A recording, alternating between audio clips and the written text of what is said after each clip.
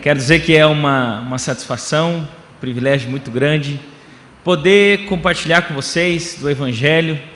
Há 3 anos eu estou fazendo isso em tempo integral. Eu trabalhava na empresa de concessionária de fornecimento elétrico lá do Paraná, Copel, uma estatal muito boa, e a minha esposa era gerente de uma instituição bancária. E nós tivemos a alegria de entender do Senhor que era de abrirmos mão daquilo que a gente vivia, até de certos privilégios financeiros que nós tínhamos, e hoje nós somos missionários lá na cidade de Ventania. O que a gente mais faz na nossa cidade é amizade, é relacionamento, e hoje nós temos lá 50 pessoas que já aceitaram a Jesus, que fizeram um compromisso com Jesus. A cidade que a gente mora tem 9.000 habitantes, mas 4.000 moram no rural, então 5.000 que moram na cidade mesmo. E é uma cidade que vive, desde que eu cheguei lá há 8 anos, uma decadência econômica, né? A economia lá era de serrarias, quebraram, e mesmo assim a igreja crescendo. É interessante, apesar da decadência econômica, muita gente que nós ganhamos para Jesus, nós perdemos para cidades maiores, e mesmo assim Deus fez com que no meio das adversidades o trabalho ali fosse frutificado. A nossa igreja é a primeira igreja, eu digo bíblica, reformada ali. Quando eu cheguei em 2006, eu conheci os pastores e eu pude perceber ali que não havia ninguém pregando com uma palavra centralizada em Jesus. Então a nossa cidade tinha essa carência, e hoje, por causa da graça e do amor de Jesus, nós estamos disseminando lá o Evangelho centralizado na cruz. Amém. E da mesma forma que eu quero fazer aqui hoje, convido você a abrir a sua Bíblia no Evangelho de João, capítulo 7.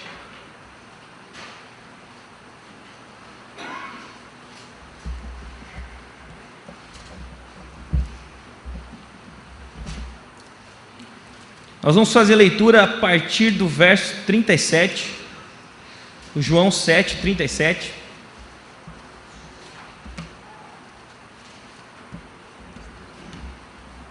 Até o verso 44.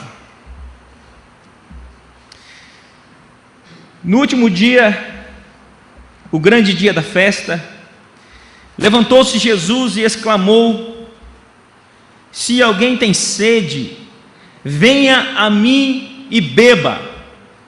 Quem crer em mim, como diz a Escritura, do seu interior fluirão rios de água viva.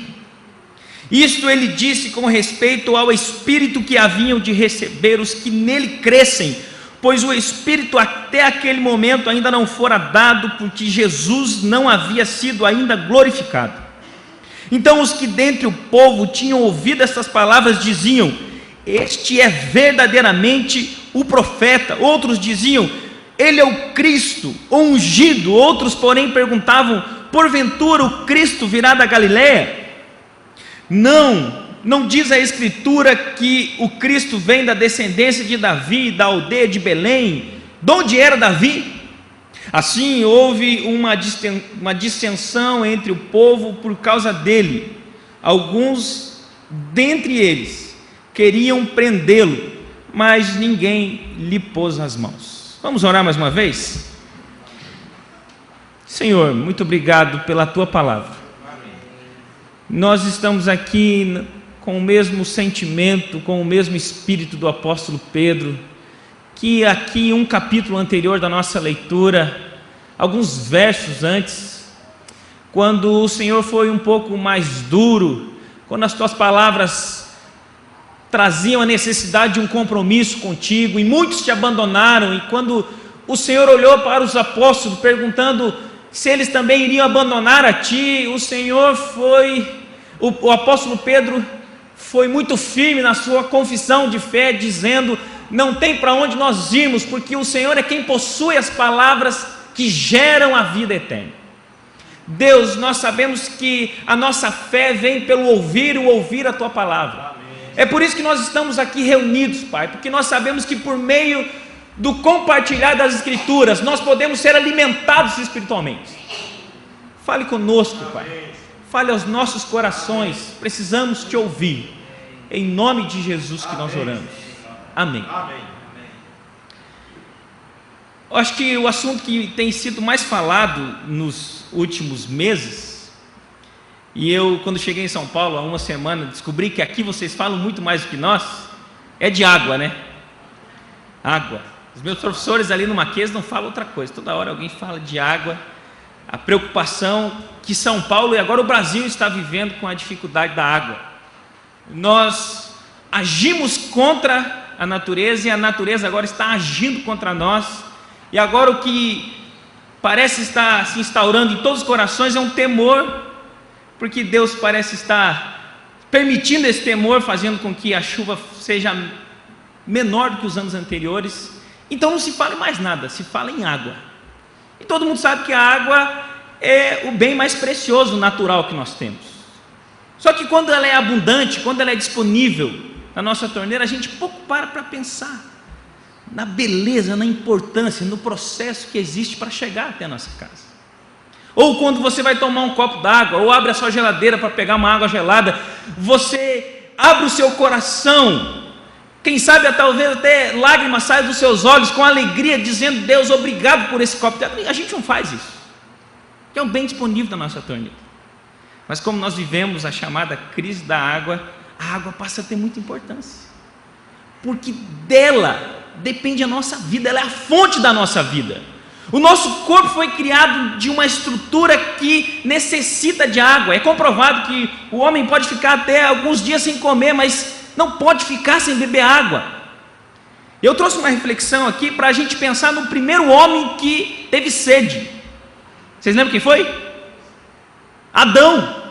Adão foi o primeiro homem que teve sede. Deus o formou, como diz Gênesis 2:7, do pó Deus o formou, misturando com água, o que fez um barro. Barro é a nossa estrutura. A gente nunca pode esquecer disso, porque às vezes nós nos consideramos tão fortes quando o salmista diz no Salmo 103:14: o Senhor conhece a nossa estrutura e sabe que nós somos pó, somos frágeis, somos pequenos, somos vulneráveis.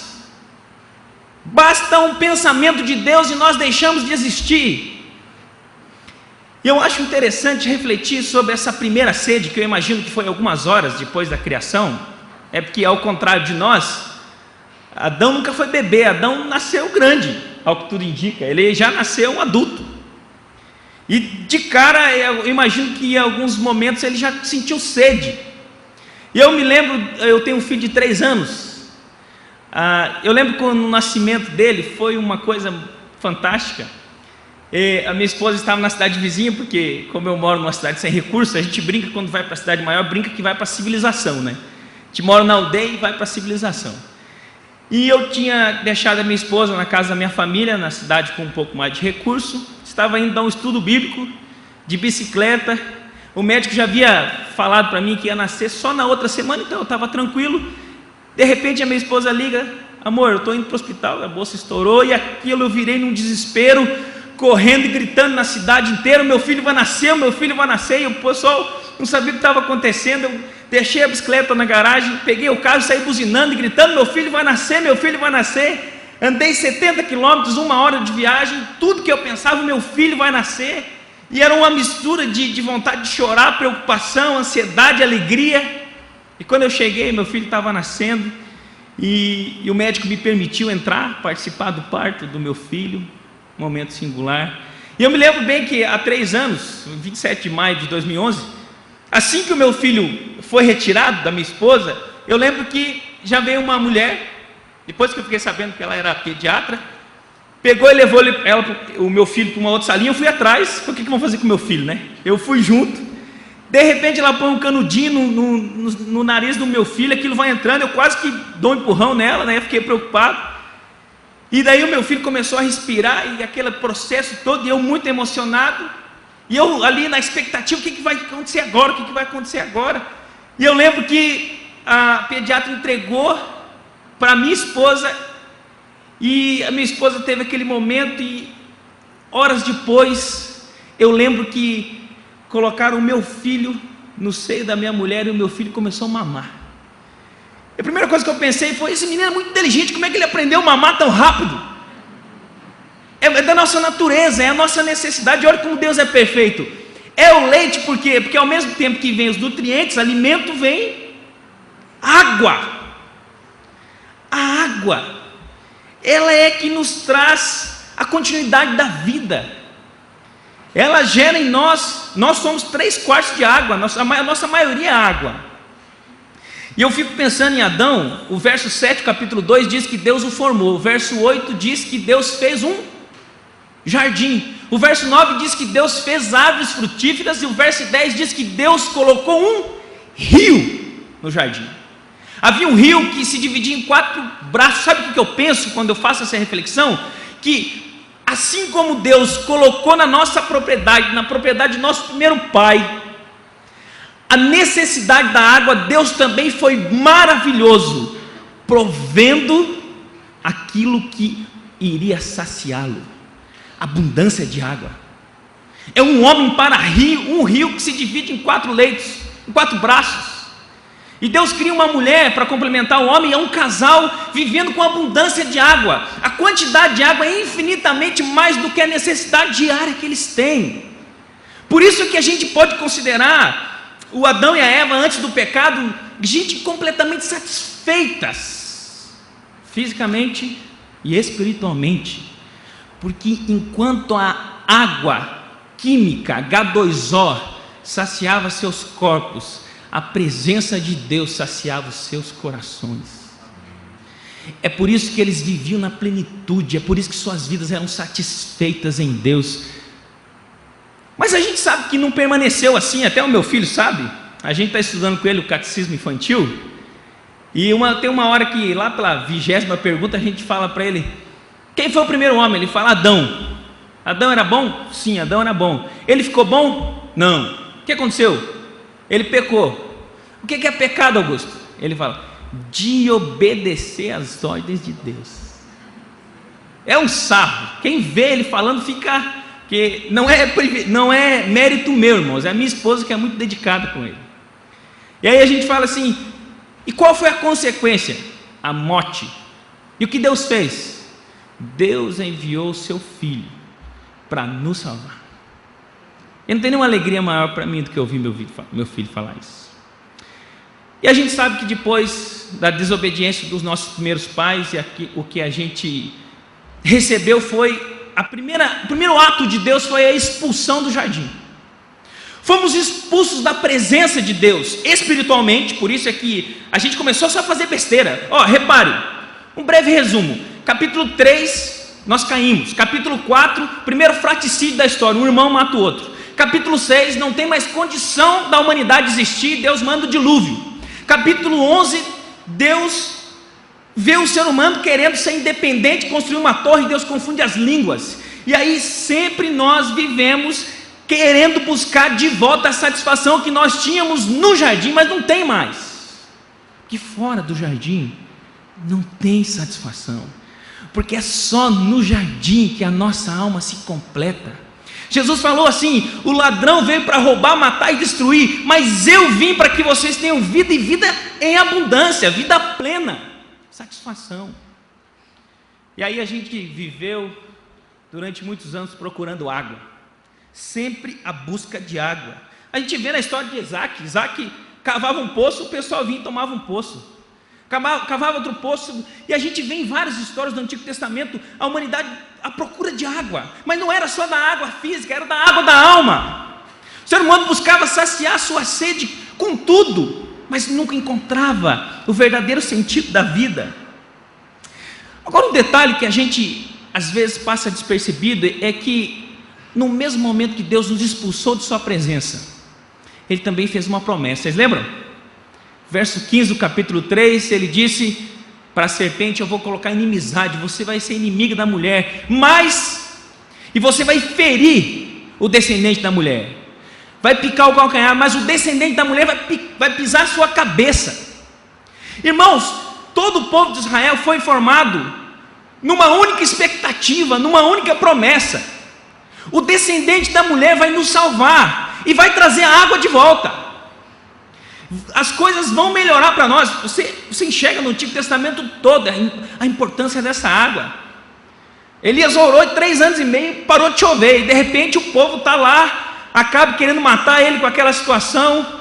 O servo dele vai lá para fora 7 vezes e não vê nenhum sonho de água, nada de água. Então ele fala, vai de novo.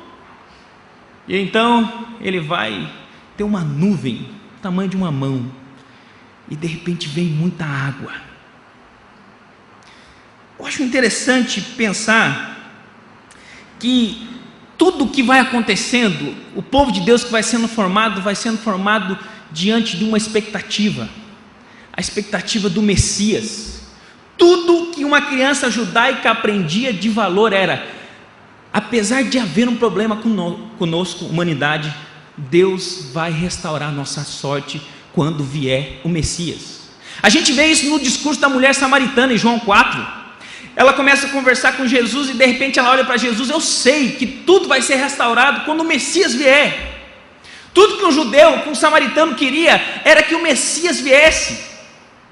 E eu trouxe alguns textos aqui do Antigo Testamento para mostrar para você como os profetas apontaram para essa vinda da água. Olha o que Isaías fala, 44:3. Porque derramarei água sobre o sedento e torrente sobre a terra seca. Derramarei o meu espírito sobre a tua posteridade e a minha bênção sobre os teus descendentes. Isaías 58:11. Serás como um jardim regado e como um manancial cujas águas não faltam. Olha, esse texto eu vou pedir para você abrir, porque quando eu me deparei com ele, Jeremias 17:13, eu fiquei perplexo com a conexão do texto que nós lemos de João 7.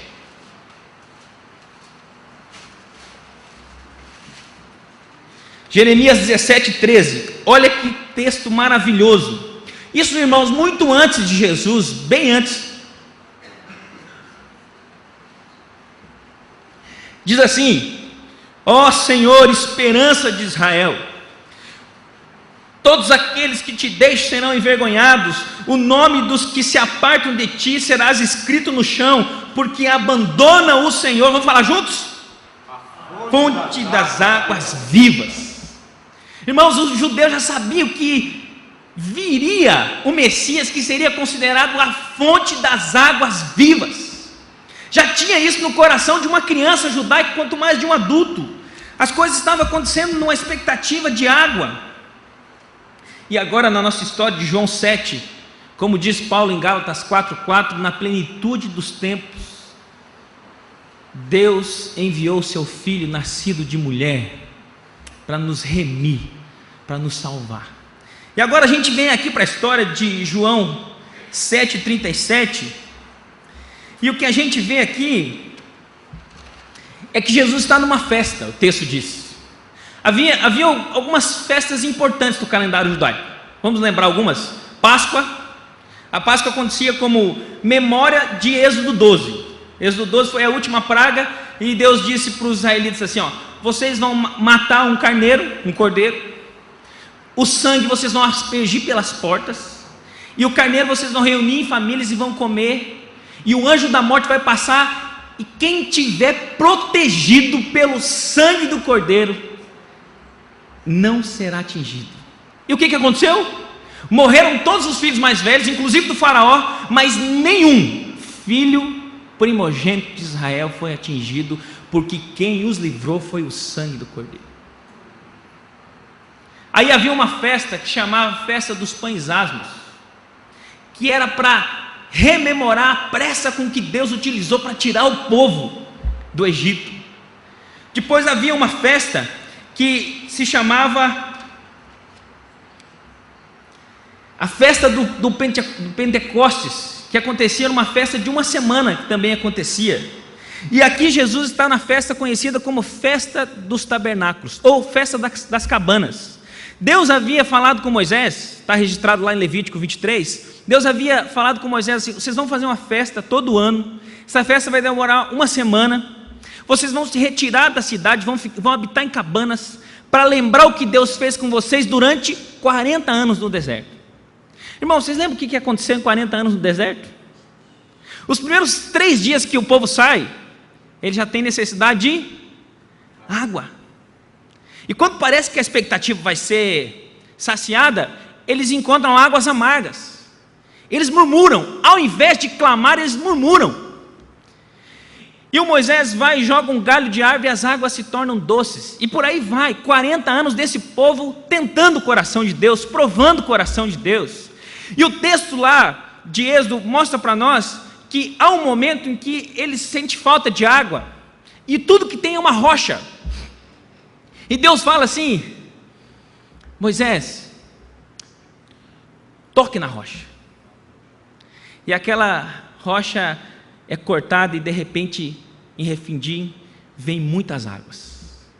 E sabe o que Paulo fala, irmão? 1 Coríntios 10, 4, Paulo diz assim, que o povo, vou ler aqui com mais exatidão para os irmãos. Abre aí, 1 Coríntios 10, versículo 4.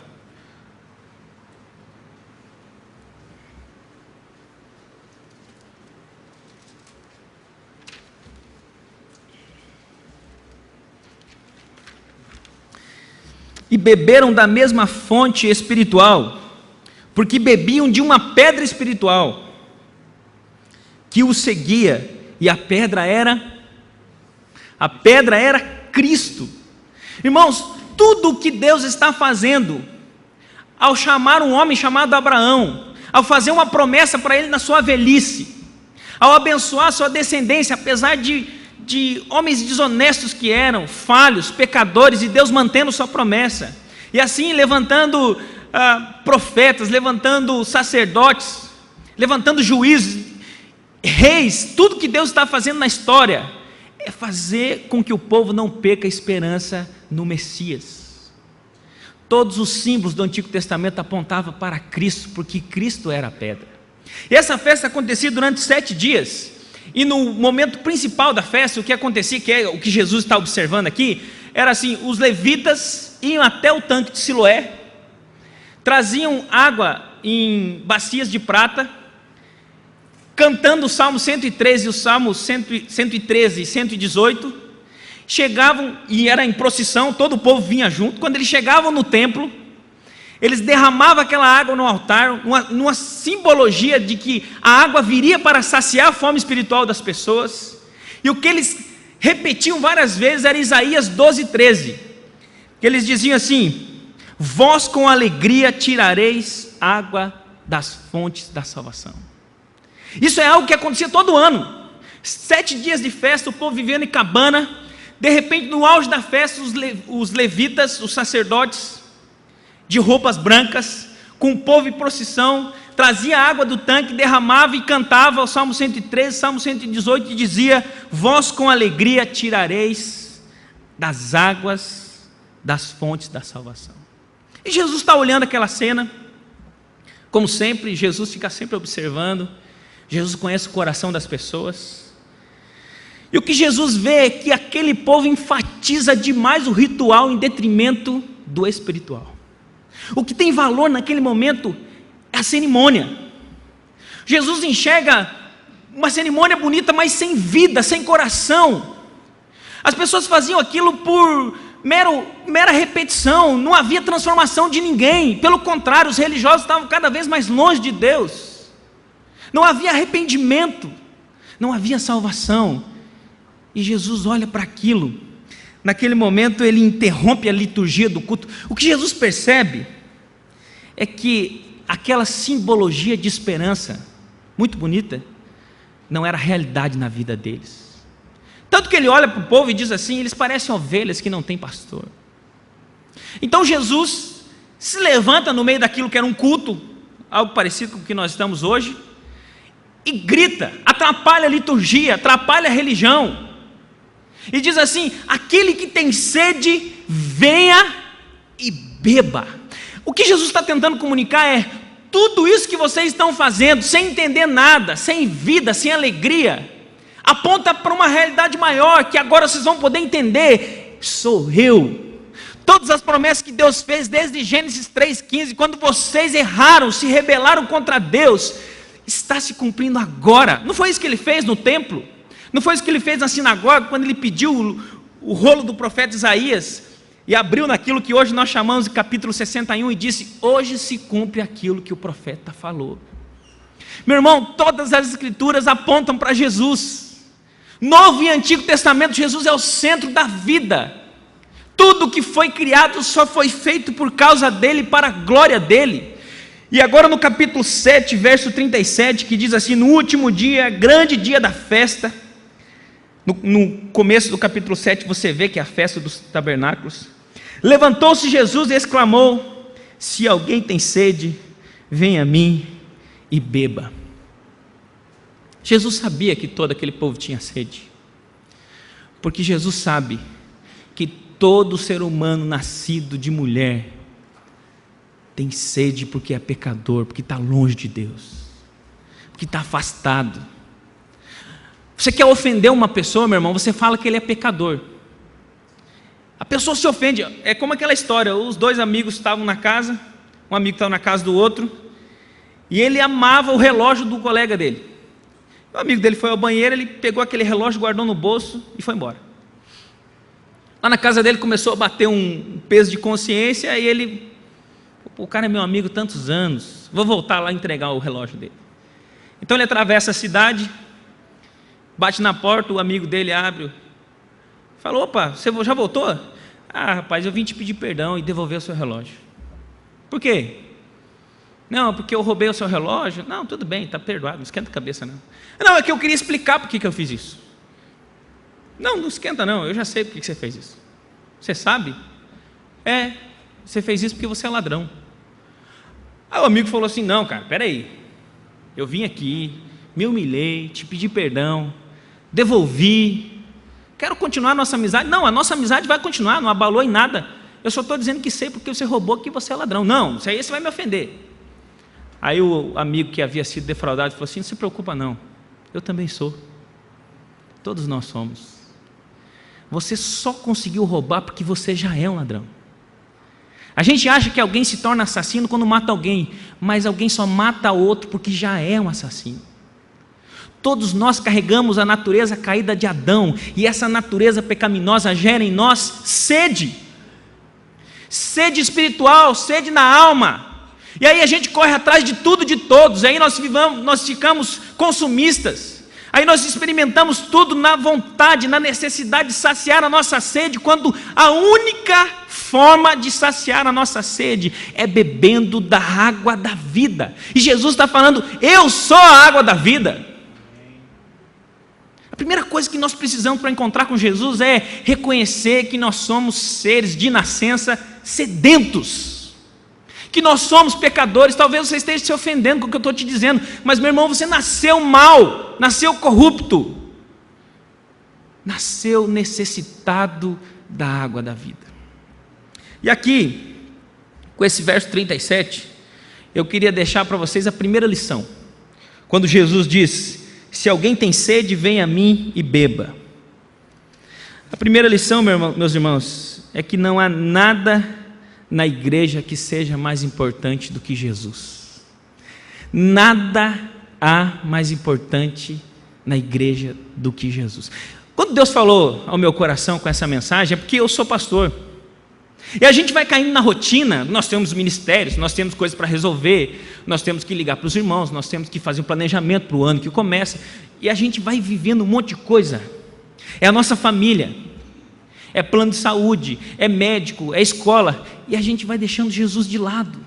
O nosso tempo fica menor para Jesus, porque a gente está envolvido em muitas causas nobres. Tem que ajudar os outros, tem que ir para o coral, tem que ir para o ensaio do louvor, tem que ir para a reunião da UPH, tem que ir para a reunião disso. Isso tudo é muito válido, abençoado, mas isso não é o centro. O centro de todas as atividades da igreja é o Senhor Jesus, irmão.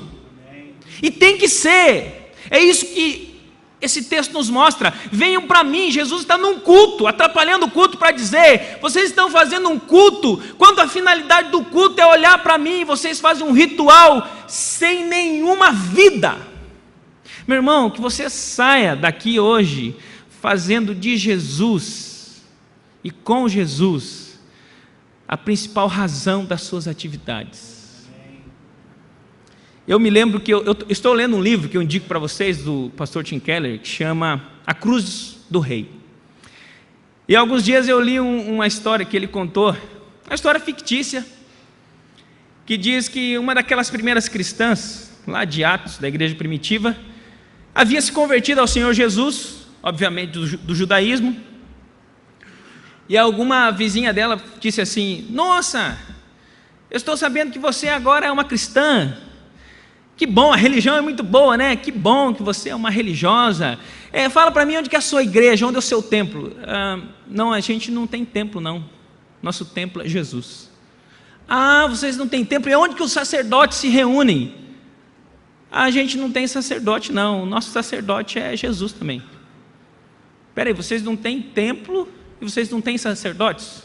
Não. Mas quem que faz os sacrifícios, né, para intermediar entre vocês e a divindade? Não, a gente também não tem sacrifício, porque o nosso sacrifício é Jesus. Aí a vizinha, encucada, né, assim, perplexa, disse assim: mas peraí, vocês não têm templo, não têm sacerdote e vocês não têm sacrifício, como é que é essa religião? A mulher cristã responde: é que não se trata de nenhuma religião, a nossa vida é Cristo. E a continuidade, no verso 38, diz assim: quem crer em mim, como diz a Escritura, do seu interior fluirão rios de água viva. Aqui eu quero deixar para os irmãos a segunda lição que eu aprendi aqui observando esse texto. É que nós não alcançamos a fonte, nós não chegamos à fonte apenas para matar a nossa sede, embora isso seja o primeiro impacto. Mas é que Ele nos oferece um rio de água vivas, para que nós matemos a sede de muitos outros. Eu acho que é o Calbart que dizia que nós somos mendigos, contando para os outros mendigos onde a gente achou pão. Miseráveis contando para outros miseráveis onde a gente achou pão. A gente nunca vai deixar de ser mendigo, mas a gente, quando vai evangelizar, vai contar para os outros mendigos onde tem pão. Meus irmãos, Jesus está dizendo assim: além de você matar a tua sede, que é o que está claro no verso 37, no verso 38, você agora vai ter uma fonte. É muito parecido com aquilo que ele fala para a mulher no poço de Sicar. Ele diz assim: se você soubesse com quem estava falando, você é quem ia pedir água. E ela diz assim: mas quem que é você? Você é maior que Jacó. Aí Jesus falou assim: se você crê em mim, no seu interior fluirão rios de água viva. E aquela mulher, irmãos, vai para a cidade dela, e a primeira coisa que ela fala: eu encontrei aquele que discerniu as dificuldades mais profundas do meu coração. Será que ele é o Messias? E aquele povo daquela cidade, João 4, encontra com Jesus, e ao ouvir Jesus, eles olham para a mulher e dizem assim: agora já não é pelo que tu falas dele, mas nós também cremos porque nós o ouvimos. A mulher se tornou uma missionária. Todo cristão que conhece Jesus necessariamente deve se tornar um missionário, mesmo que não seja você não precisa necessariamente abandonar sua função, seu trabalho secular, mas lá no seu trabalho, na sua faculdade, na sua escola, onde você for, você tem potencial para disseminar a fé, porque dentro de você, se você nasceu de novo, foi gerado um rio de água viva, meu irmão. E uma coisa que não dá para fazer com o rio de água viva é reter para si. Deus nos chama a derramar e transbordar sobre a vida de tanta gente que está morrendo de sede. Infelizmente, o nosso olhar para muitas pessoas é de condenação. A gente olha para adúltero, olha para homossexuais, olha para pedófilos, e a gente acusa, quando na verdade a gente tem que olhar para eles e pensar que eles têm sede. Toda vez, tempo para cá, eu estou com costume, toda vez que eu estou numa roda e alguém começa a falar de alguém, eu desenvolvi uma frase clássica. Eu falo assim: é que ele não conhece o que nós conhecemos. Acaba a conversa. Eu estou numa roda com minha esposa lá, os irmãos da igreja, e crente, como é ser humano, gosta de achar alguém para falar mal, ainda mais se for um ímpio, né? Aquela ideia, não. Aí quando, fulano, não sei o que, eu falo: pois é, pena, ele não conhece o que a gente conhece. Meus irmãos, As pessoas mais difíceis de ser amadas são as pessoas que mais precisam de amor. Tem um montão de gente precisando da água da vida. E Jesus se propõe não apenas a matar nossa sede, mas a gerar dentro de nós uma fonte para transbordar na vida dos outros. Terceiro e último está nos versos 40 a 44, diz assim: então os que dentre o povo tinham ouvido essas palavras diziam: este é verdadeiramente o profeta. Outros diziam: ele é o Cristo. Outros, porém, perguntavam: porventura o Cristo virá da Galileia? Não diz a Escritura que o Cristo vem da descendência de Davi, da aldeia de Belém? De onde era Davi? Assim houve uma dissensão entre o povo por causa dele. Alguns entre eles queriam prendê-lo, mas ninguém lhe pôs as mãos. Ninguém lhe pôs as mãos porque ainda não era o momento. E a terceira lição que eu quero deixar para os irmãos é que ninguém mais será o mesmo quando se encontrar com a mensagem. João 1, capítulo 1, verso 1, diz que Jesus é a mensagem. Diz que Ele é o Verbo, e o Verbo estava com Deus, e o Verbo era Deus. Mas o Verbo se encarnou, habitou entre nós e vimos a sua glória.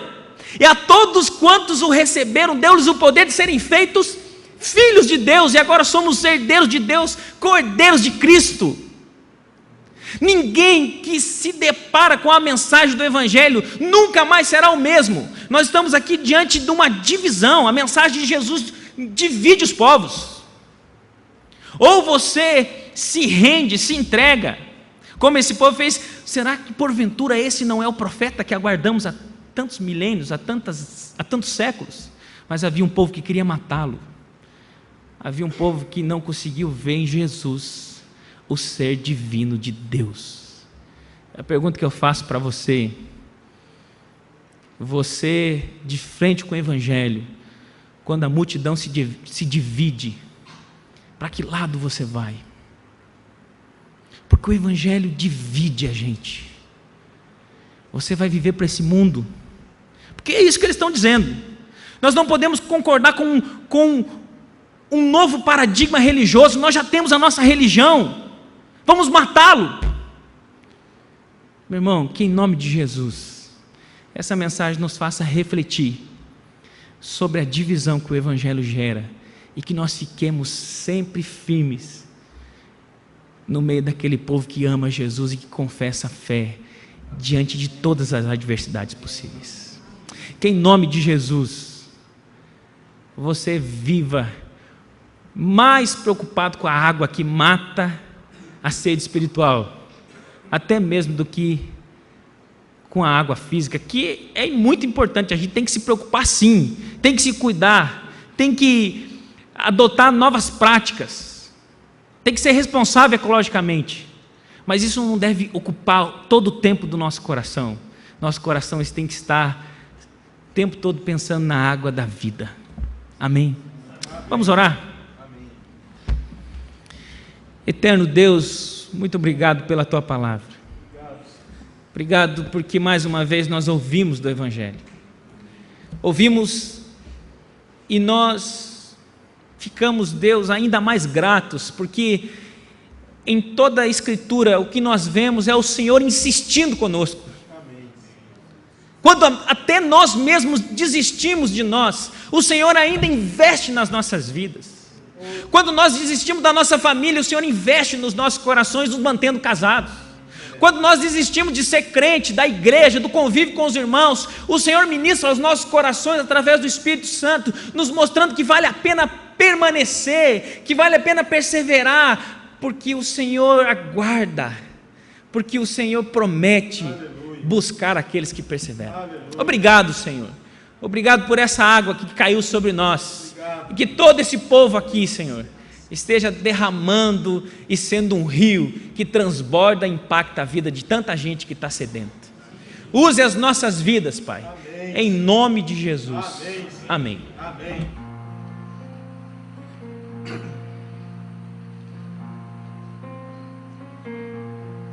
Pois o mar restituiu-nos da glória.